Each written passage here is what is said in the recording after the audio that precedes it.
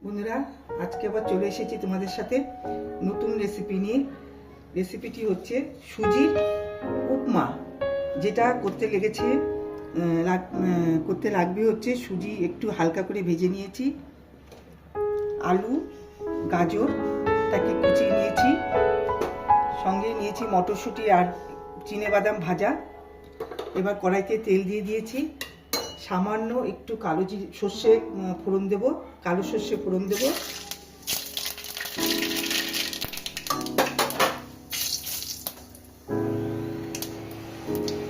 এবার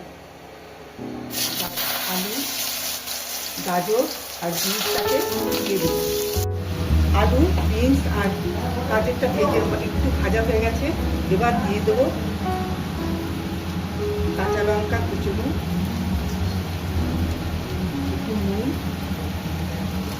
দিয়ে ভালো করে নাড়াচাড়া করে ঢেকে দেব।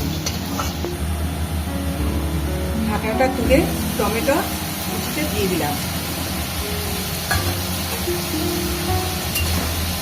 নাড়াচাড়া করবো, নাড়াচাড়া করে সামান্য একটু জল দিয়ে দেব।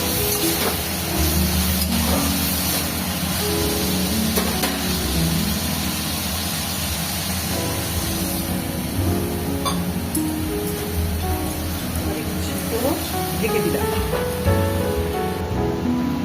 এবার আমি আঁচটাকে লো করে দিলাম এবং সুজিটাকে আমি দিয়ে আস্তে আস্তে করে আমি গরম জল, যে কাপটায় করে আমি সুজি মেপে নিয়েছিলাম সেই কাপে করে আমি গরম জলটা আস্তে আস্তে করে দিতে থাকবো, যাতে সুজিটা একদম মানে ঘেটে না যায়, ঝুরঝুরে হয়।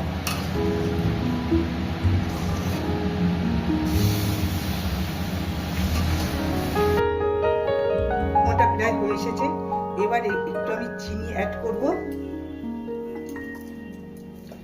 করে নাড়াচাড়া করব। একটু দিয়ে দেব বাদাম আর মটরশুঁটিটাকে ভিজে রেখেছিলাম।